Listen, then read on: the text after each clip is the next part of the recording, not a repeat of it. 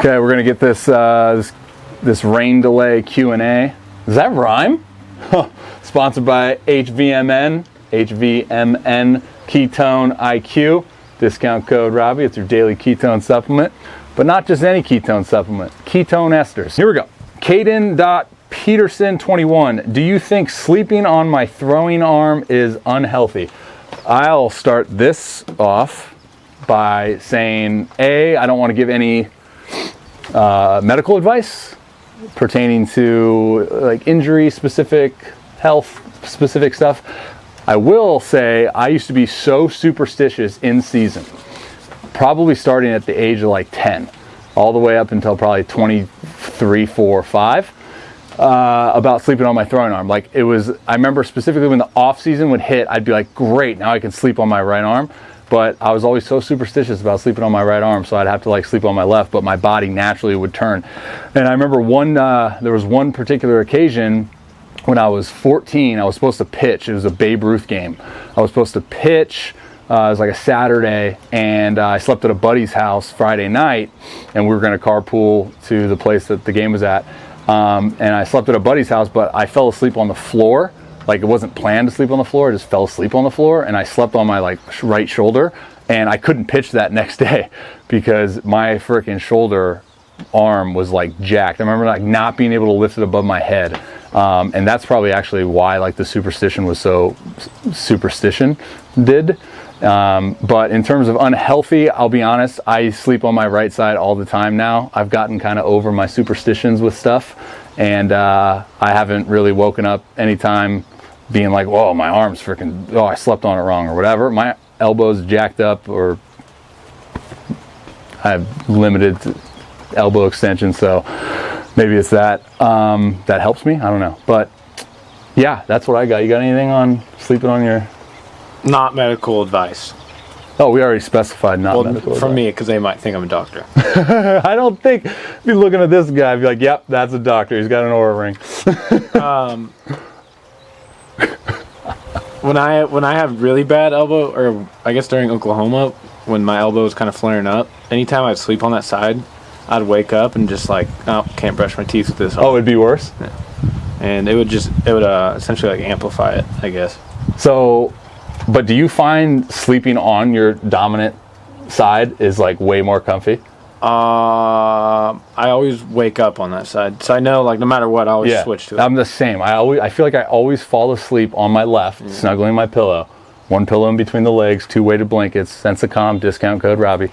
And I always wake up right side, like no matter what. Yeah, I mean, yeah, I would say the same way. No matter how I sleep, I always wake up like this. It is so much comfier, though. Is that a word? Comfier? Have you ever woken up on the other side of the bed? Like, I'm talking like your head. Like, let's say you have a headboard if you do. And that's how you normally, that's how normal it is. What's a headboard? I've slept, okay, like where your pillows are, like right? In the hotels. Yeah. Like, I've slept, and then somehow when I've woken up, I was where my feet were. What? And just been like... Yeah, you might want to get that looked at. Have you ever sleepwalked? No, but I have a issue talking. In your sleep? Yeah. Dude, rooming with those guys on the road is probably like the most enjoyable content creation ever. Yeah. Especially if it's a vlog day. So to answer your question, Caden, do I think it's unhealthy? I don't think it's like extremely optimal in just like thinking about it logically, right? I mean, you're putting a pretty good amount of weight, depending on the bed too, right? Some beds are stiff. Some people like stiff mattresses. Some people like cloud mattresses. Me personally, not a huge soft guy. Like when you go to the Holiday Inn, you get the options of like the pillows, you know, like firm, extra firm, soft, extra soft. That's the thing, you get the Holiday Inn, yeah. I'm always like a big firm guy. So I also slept, when I lived in Omaha doing my rehab, I slept on the floor, and that was probably the best sleep I think I've ever gotten because of the stability of it.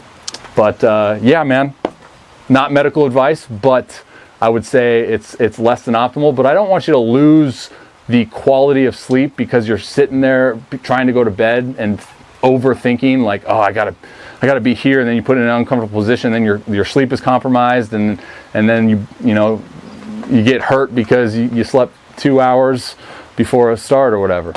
Hopefully that makes sense. I have a friend who has to sleep on. Actually, my friend and his brother both sleep on the ground on purpose because they messed up their backs earlier. Yeah. Or like something has to do with his hip, so it's stemmed, and then like it's like almost too much on the ground. Too much cushion is like it hurts. Yeah.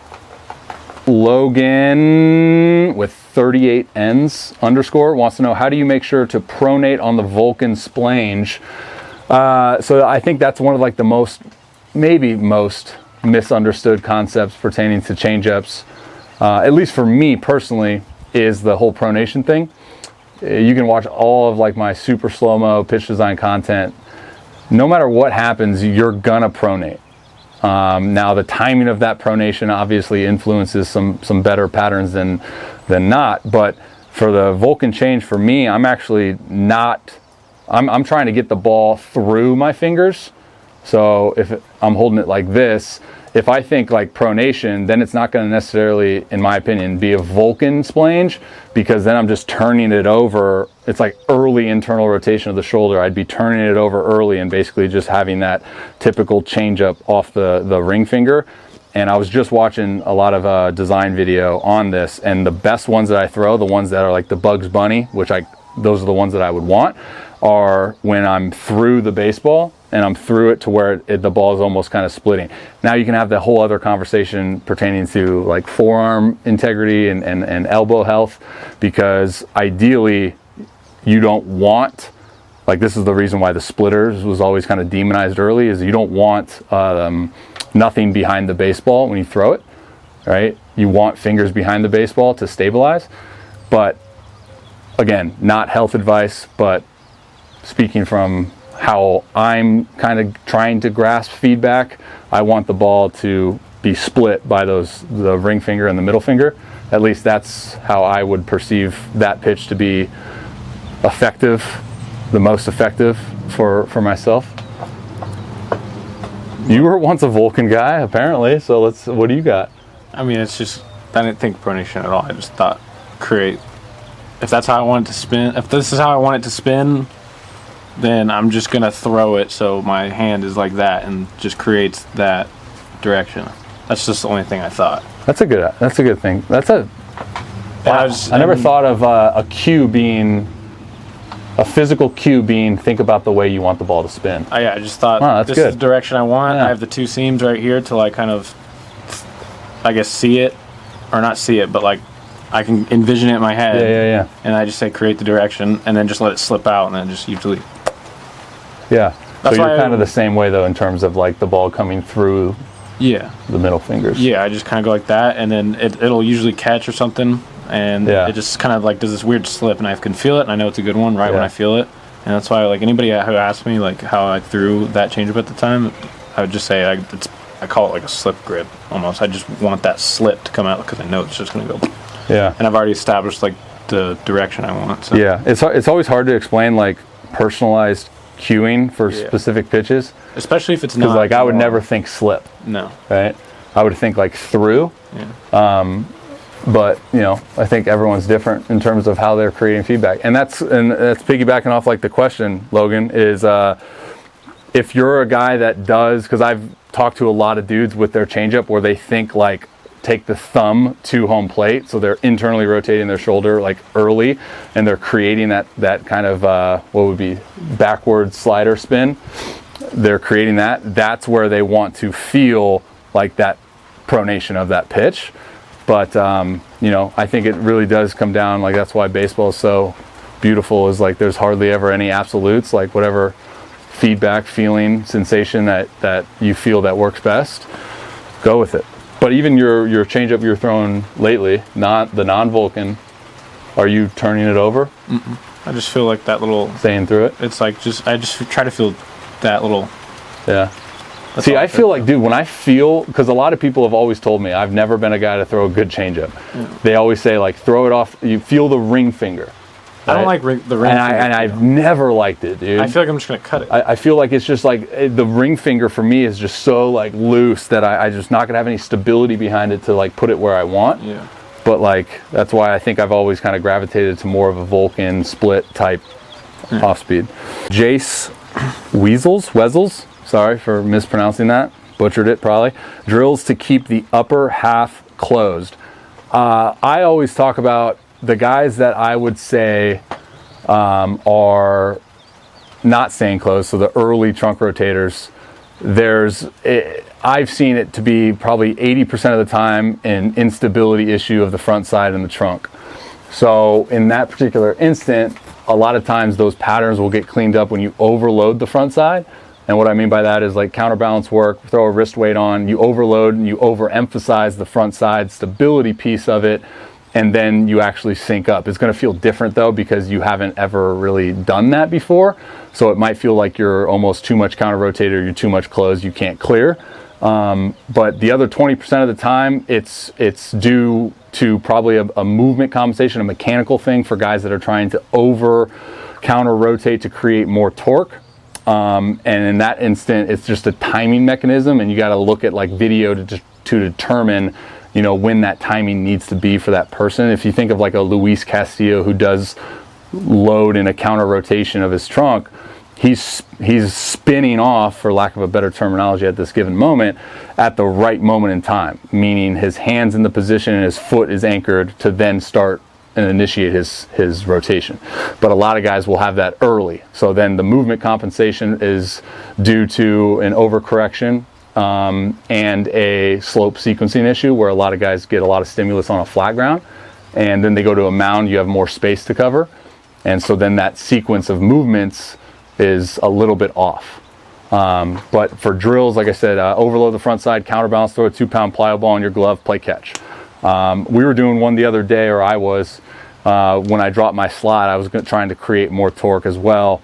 And something that I was doing was just like a little pump piece, more so for like a drive leg, but what I included was like my left shoulder almost kind of like counter rotated over my left hip. So every time I would descend from leg lift, I'd feel this move right here.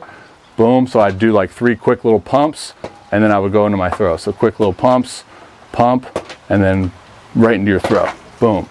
But again, that could also revert back to like a movement sequencing issue that you might be doing that over excessive amount, and then you're forcing your body to spin off to clear. You have any off the top of your head? All right. So hopefully that helps. I've also had some decent success with guys with like just adding some tactile like feedback to the front side. Obviously the counterbalance stuff, the wrist weight, like I mentioned, but put like a connection ball too, either under the armpit of the glove side or in the elbow. And I don't really like the pattern of glove side flexion all too much. I like glove side extension, but just having something there that kind of takes your mind now to emphasize this can potentially clean up that upper half. But 80% of the time, as I mentioned, instability, and then the other times just a movement sequencing thing. So, and for more drill stuff, I have an entire playlist on my YouTube channel, drill progressions and throw variations. So if you want to check out a bunch of those, just go to my YouTube. This is a great question for you. Yoka Asalaboy. Yeah, butchered another one, baby. What's a good tip to help you stay coordinated when batting? And let's preface this by saying that Harmless had just gotten yesterday the best compliment with a low-key dig, but best compliment.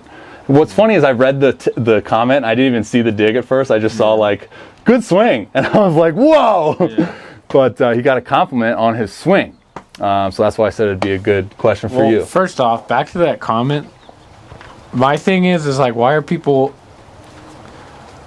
like... They're so fixated on helping you. They're so fixated on... Well, no, they're like fixated on like stepping out. And if you look, it's like not that much. And if you look at Tommy White, the guy who hit like, you know, I forgot how many bombs in like 1 week. You could argue visually from that angle at that given time, it looks like he steps out more, but he really just I think it's more so the fact that like... He just clears his hips, to be honest. I think it's more so the fact that the general perception of you in the box, like, A, you're way off, and then you're making it harder. Well, I'm saying general perception. Yeah. You're making it harder on yourself because you clear. A lot of guys that have that kind of like open deal are guys that are on top of the plate. Yeah. I think like Jock Peterson would be a good example. Yeah. I think the front foot goes. But wait, what's the tip? I have no tip. For me, the coordination, I think, plays into a foundational piece of athleticism. And then you have, like, if you think of like that pyramid, you have like athleticism at the foundation, right? And then you have things that influence that athleticism. Obviously, personal preference cues, things that you feel promote a sensation is going to be different per individual. But for me, it's like rhythm, timing, movement itself. I think movement in the box, movement on the mound can kind of get into another gray area because there's this terminology that's called wasted movement, and we're always in a space in this baseball 2022 industry now with trying to obtain just super high efficiencies. So when people see like a lot of movement, they'll be like, nope, wasted movement. So I don't know if I agree with that, especially in the box. So for me, I have always kind of done something in terms of getting some hand rhythm in relation to my front foot. That also gives me some rhythm with like my trunk. I think coordination, would you say coordination is a athletic thing? Am I not totally just off right now? I'd just say coordination is just something you develop if you're like actively like always just... Yeah. Also, probably the most important thing when I think of coordination, hands and feet, right? Mm-hmm. So like for coordination in the box, like don't be flat-footed. And then that goes into like being an athletic stance. I always use the analogy because I was a basketball player, like, okay, if I'm going to guard somebody that's a really good scorer with a really quick move, what's going to be like my stance? Now, I'm not saying like that should be the particular stance that you're going to have like on the mound in a set position or on the box, but like kind of get the point in terms of, athletic base, can move, can adjust. Not, my first move isn't going to just fly forward or fly back or fly, whatever.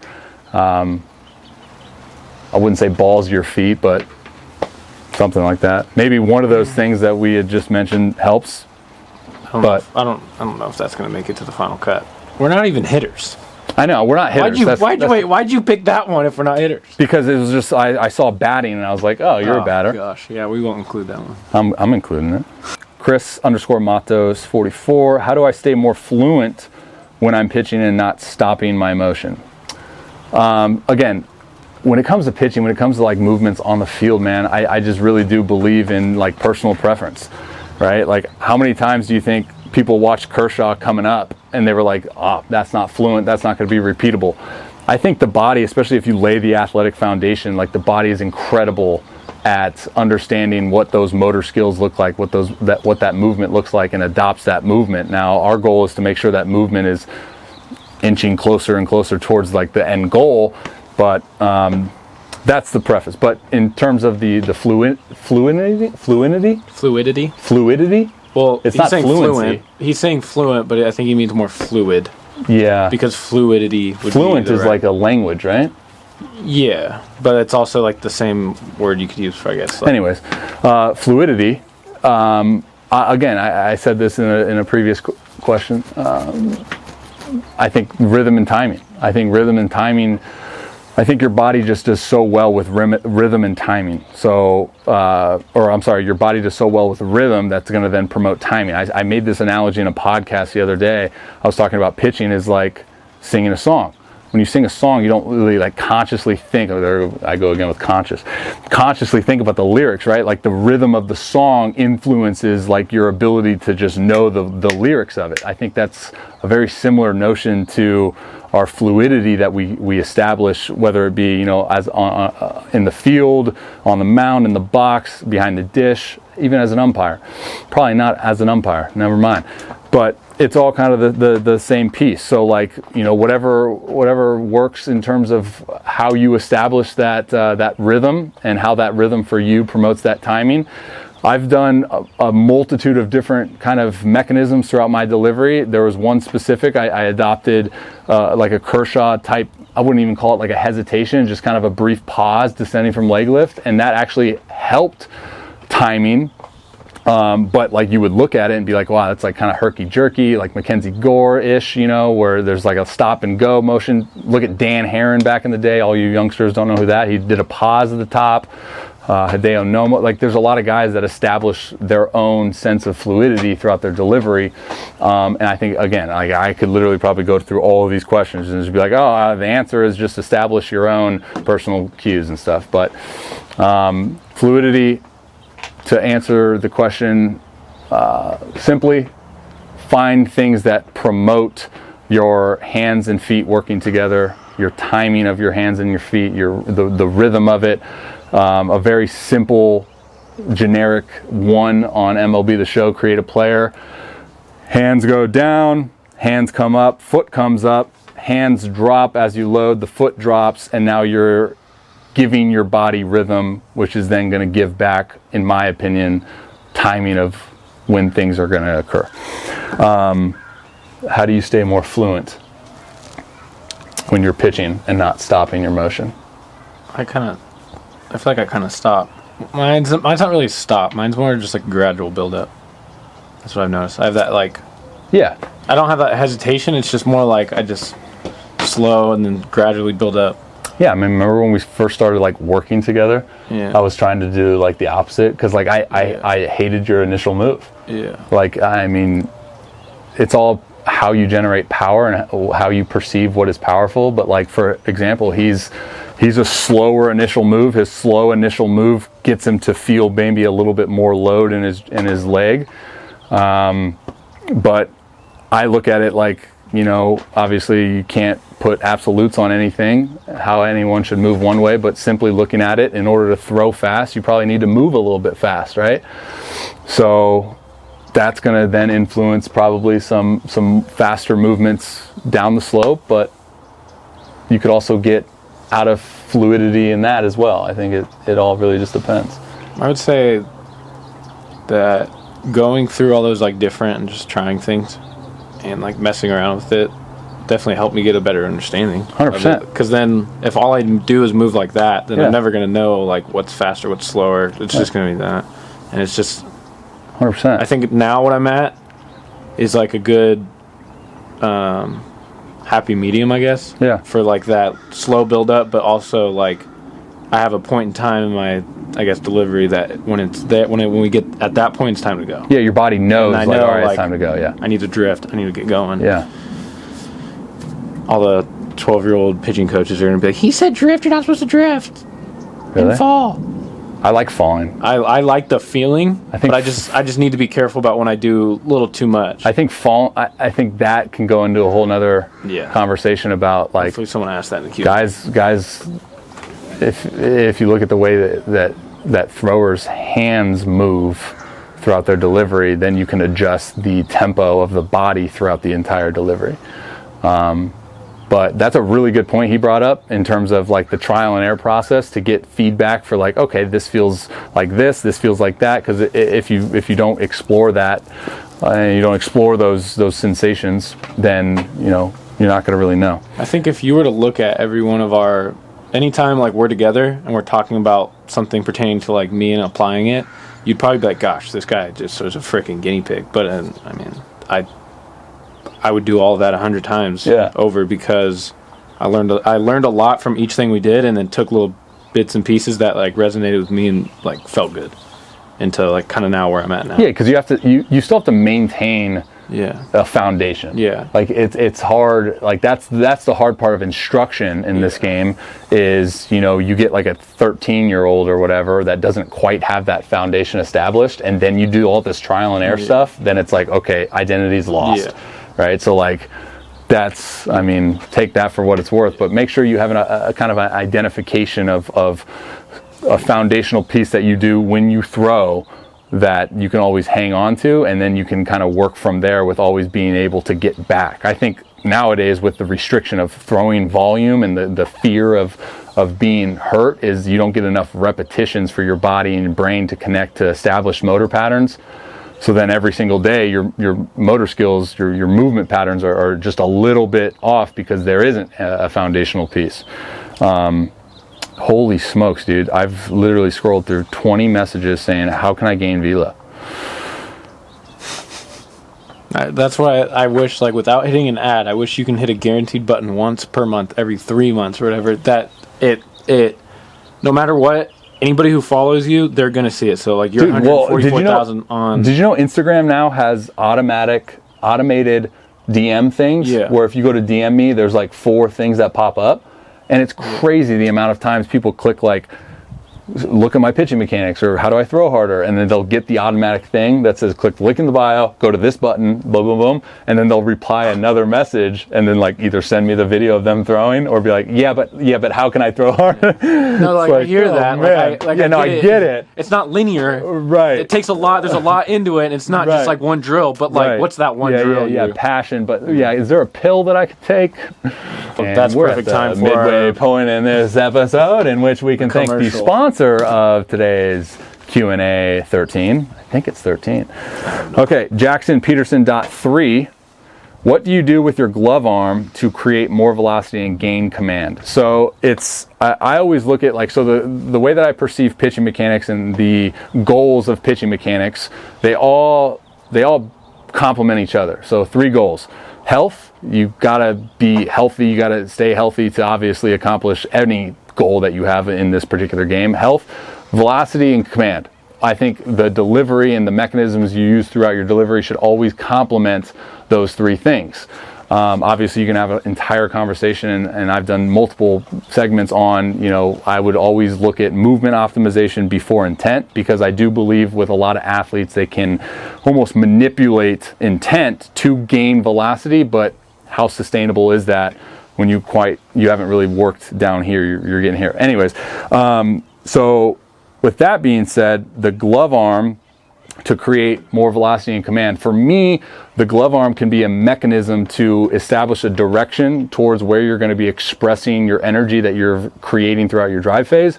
And it's a mechanism to create separation. I always look at separation, like hip-shoulder separation is just a byproduct of one's ability to authentically segment your 2 rotations. All right, so segmentation is the segmenting of the lower half rotating first, upper half staying neutral until the point in which you anchor down with the front foot, then you release that rotational energy. So how does that pertain to the glove arm? Glove arm can be a tool to influence your trunk's posture throughout your entire drive phase up until the point in which you anchor. I think depending on the individual and the individual's arm slot, which I did a whole chapter on this in my newest ebook that you can pick up at therobbyrowshow.com/ebooks on how the arm slot impacts the glove side and the trunk. But to simplify everything that I just said, I would say that utilize the glove arm to influence the trunk's posture to remain neutral as long as you can. Resist rotation of the upper half. Do not resist rotation of the lower half, in my opinion, depending on how you load the drive leg. There's a lot going on in my brain right now. I apologize for that. But we were talking about this the other day, how I think I perceive him to do better in his throw with more late acceleration on the ball when he amplifies his glove side extension. And you can follow at CN Pitching. Cole does a really good job talking about glove side extension, how if you extend that glove side when you're going into your throw, that's going to buy you more time essentially. All right, so you're buying more time. A lot of guys, like I said this earlier in a Q&A, a lot of guys will separate trying to shorten their hand path, and equal opposite, the way that biomechanics works, the glove side wants to shorten too. So you have glove side flexion, this is extension. So a lot of times flexion, and then you have no time for that kind of elbow to flex, right? And then start to pull. So your body kind of only knows that that's a movement that then initiates another movement. So when this comes in, right, and you almost retract that glove side shoulder, that's going to signal to then the trunk to start going.